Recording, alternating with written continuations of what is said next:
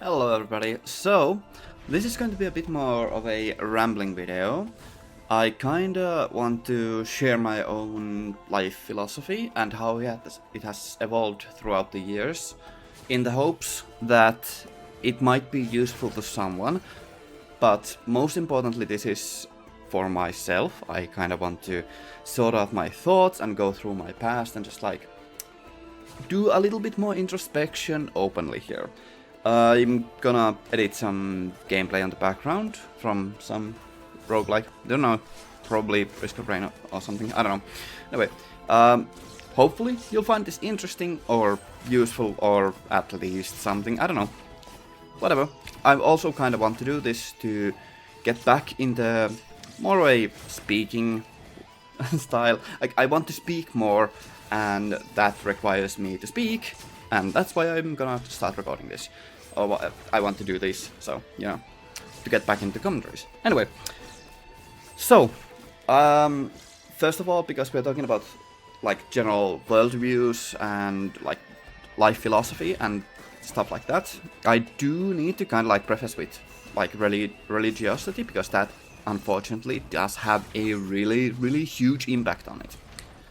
So, I was technically speaking registered as a Christian, I think, like legally speaking, like almost everybody in Finland is.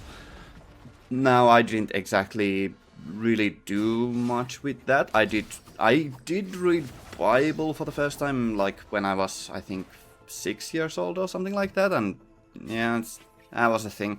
Didn't really pay much attention to that. I much rather read books about history and like a lot of mythologies, and I was always like fascinated about mythologies and stuff like that because I found them to be really interesting. Not in the way like that they are like useful life lessons or something like that, but rather anthropologically speaking, it is interesting to see how, and it was already as a child interesting to see how different origins caused different styles of storytelling. So that's why it was interesting already as a child from that point of view. Now, I always kind of liked more of the Nordic philosophy, like Nordic mythology, and of course like the folk tales from Finland, of course, because that's what I did grow up with, even though I never really was religious and stuff like that. So now I did also I don't like christening, it's something. Now I was baptized and stuff like that, and when I was 15 we do have I don't know what it's called in English, but it's like a christening stuff, you know, coming of age thing, where you kind of do a religious stuff and test like that, which is honestly, we have a little camp which takes a little bit of time. That was an interesting experience to spend time with other people of my age, more like really in a close proximity. And I think I was the only one who actually did read the Bible, and I was like, this is pretty kind of... I did not exactly enjoy the book, like, when I read it with thought.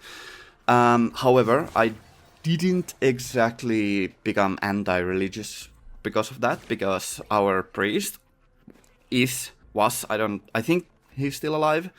I haven't met him for ages, but he was fantastic, like absolutely wonderful. And back even then, he was the one who originally made me accept that fact that I am bisexual, and he was like very, very pro gay marriage, and that was something that just made me very happy. And he was of course very accepting and was very much preaching about love and acceptance and being okay with who you are and just like accepting everybody and being more fine with different points of views. And that was very important for my growth. As I did grow up, I have read like a lot of different philosophies, and with every edgy teenager, I did lean very heavily into nihilism, of course, because depression causes stuff. So, and of course, like ostracization, bullying, and suicidal thoughts and stuff like that. that does kinda lean you very heavily into nihilistic views. And I did uphold that until, I think, maybe like pure nihilism until like 6-7 years ago. And I didn't exactly view it as a negative thing. I was more in a positive sort of nihilistic mindset already there, which was kind of like, I didn't really read that much Nietzsche or different philosophies before that.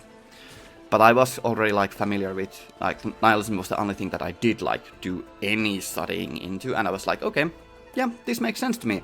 Because I wasn't, like, immediately when I turned 18, I like abandoned religion and I like signed off from church because, well, that takes a lot of your money, and it's, honestly, I don't like religions.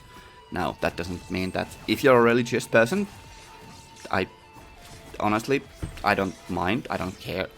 It's bad to say I don't care, because if you're a religious person, I am interested in knowing why, but I don't, like, judge you because of it, but I kinda like, I am always interested in other people's points of views, and I don't care if somebody is religious, because, you know, it does no harm to me, like, generally speaking, unless you're, like, openly preaching about it, then it can be very harmful. Generally speaking, I view religion in the same way I view, you know, genitals. Keep them away from children and don't whip them out in public. That's a very good moral in my opinion. Just keep it to yourself. Unless you're specifically asked with consenting adults, then it's fine. And I just punched my table.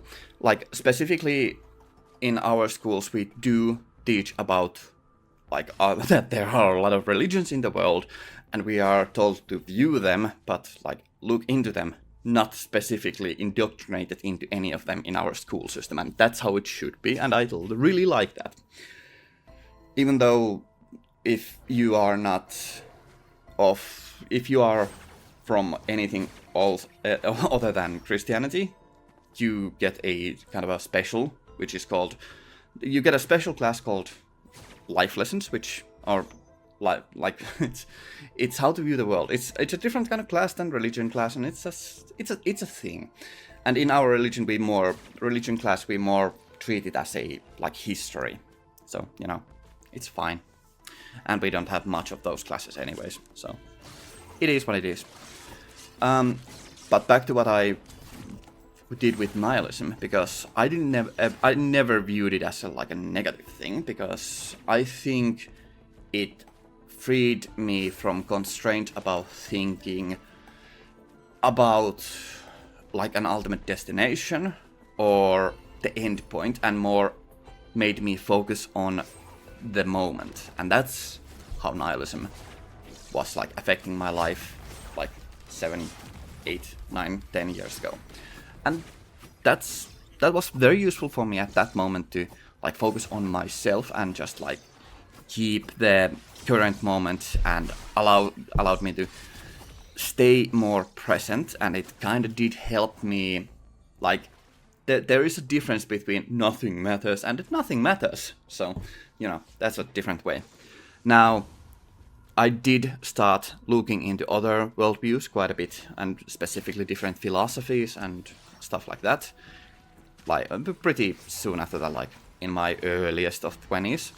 And I very, very quickly, like, moved into what could be and what is often called, like, positive nihilism, which is, like, it can be generally thought of in the way that because nothing matters, like, there's no ultimate destination and there's no arbitration or anything like that, it means that we need to arbitrate ourselves to the best of our abilities, and we need to keep ourselves in check and each other in check, because we are the most important, and to ourselves, and specifically to ourselves.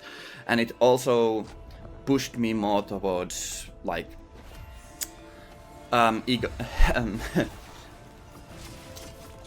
egocentrism, but, like, ecocentrism, like, more viewing the world through, you know, green values, and how to reduce our carbon footprint, like, go more ecological and, those kind of viewpoints. That was already something I had studied into or looked into via, well, some books, like for specifically, I want to highlight Dune, because it has a very eco-friendly, like ecological message to it. That book series, yeah, it's pretty interesting in that manner, that it's science fiction that has a very ecological message to it. And it's getting even more important nowadays. But yeah, positive nihilism, that was something that I did gravitate very heavily into. And I did look into other stuff, and that kind of leads me into what I currently kind of describe myself with. And I did go through a lot of different responses to nihilism, from positive nihilism to denial of nihilism to like absurdism, which, yeah, I was not absurdism, but like existentialism. But I didn't really enjoy existentialism because it had a very, very heavy leaning into like religiosity and more of the supernatural meaning, which I really, really didn't enjoy in that fact. Because I think that kind of takes away from our life's importance. Because, yeah, that's something that I really think we should be focusing, how we can make the world better for us, for each other, and for future generations. And if we are looking into, let's say, something like an afterlife, that is very annoyingly pretentious, that you're only being, well, not only, I don't want to be disparaging towards some people, but thinking about afterlife kind of cheapens your goodwill in the way that you want to be good for a reward. I know most people don't view it as such, but that's how it feels like to me, like me specifically. Don't reflect that upon yourselves.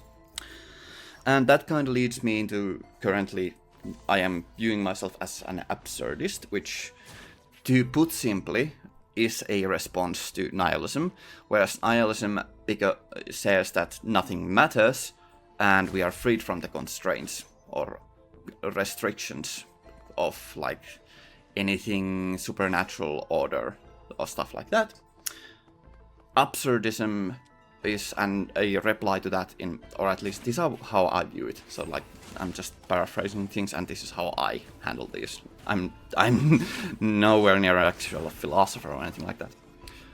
Absurdism kinda goes into detail that because nothing else matters, because nothing matters, there is no ultimate meaning, and we are the only ones who can create meaning to ourselves, even in a meaningless world. And that absurd struggle against meaningless is the point of life. We need to struggle against the absurdity of meaninglessness. And yeah, that's why I describe myself in such a manner. I don't know if that's kind of like any kind of uplifting message to anybody else, but I take solace and enjoyment in the fact that I can struggle against something that doesn't make logical sense. A lot of that is because I view everything a bit too logically, and that kind of can cause like existential grief. But because of that logicality, I think the like absurd conflict with illogical meaninglessness and my logical worldview, just like in general, that absurd conflict is something that makes me enjoy life in a very screwed up way. But that is what I enjoy. Don't know if that will help anybody else. And that's a lot of rambling just to say, yeah, I make my own meaning out of stupidity. But that is like that's a pretty good punchline. The stupidity of the world gives me meaning. That's something that I do like. Now, just in general, I kind of do want to handle a few more things like morality and stuff like that, but I don't want to go too deep in that. Like, for example, I do a lot of volunteer work. I help a lot of people. I'm just like generally doing stuff, and it's because I don't know. I feel now. Of course, this is something that was ingrained upon me by my parents. I feel because I have the ability to help people, I am evolutionarily obligated to help other people. In my position, if I can, I should. And I feel that is something that is very important. People who can should help others. Okay, this is gonna sound very communistic because that is kind of a triggering stuff for some people. But I did kind of get a. I do live in a social democracy, so socialism thoughts and socialist ideas are kind of ingrained, and that is like I don't exactly view it in such a manner. Like the saying, from each according to their ability, to each according to their needs. I don't exactly live by that, but I think that has a very good general idea. Now, I'm not gonna go talking about politics much more than that because that's a minefield, and God, that's very complicated. Now, I do hate capitalism though, but that's just like anybody with a moral conscience hates capitalism. Now, just not to go too much into politics. So, yeah. But yeah, generally, I think we should be like good people.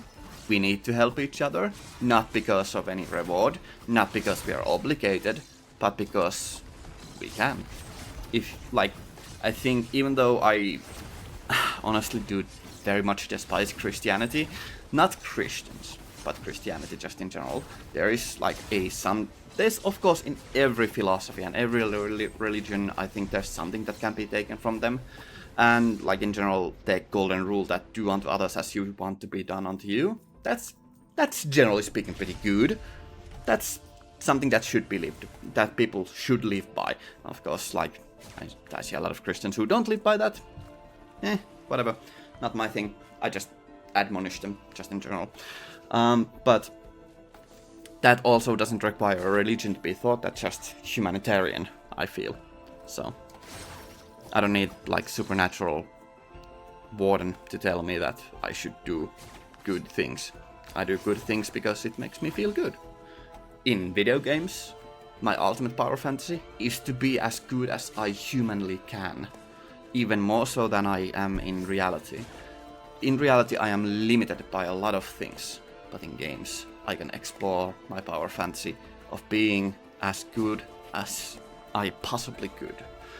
Now, I do see the joy in, or enjoyment in, the perverse thrill of being mean or evil, just flat out. I do get that. Not my thing, but I do get it. So, and I did, I sometimes do explore those, and it can be interesting. And games are a very, very safe way to explore darker sides of humanity and personality just in general. And it is a safe place and a safe haven to explore negative thoughts and aspects and negative emotions. That's not what I want to do, at least most of the time. So, take that as you will. Now, of course, I will openly invite conversation. Of course, just feel free to tell me. I'm interested to hear everybody's opinions about this. I hope I didn't sound too negative about people. Generally speaking, love other people, accept everybody, just don't be a dick about it, don't be a dick to other people, let everybody live, and don't brainwash people, especially not children. So, yeah, I ain't got much more than that. Hopefully you got something out of this. Hopefully it's entertaining, hopefully it can maybe help you, maybe it'll give you some thought, I don't know. Anyways, it was kind of nice to process these thoughts, and that this kind of did help me get my mind racing a bit more, so yeah, I ain't got anything else to say. Thank you all very much for watching and listening, specifically listening. So, I hope you all have a wonderful rest of the summer. I hope you are all doing wonderfully. and I hope to see you all in the future. Have a great day and stay awesome. Ganmu out.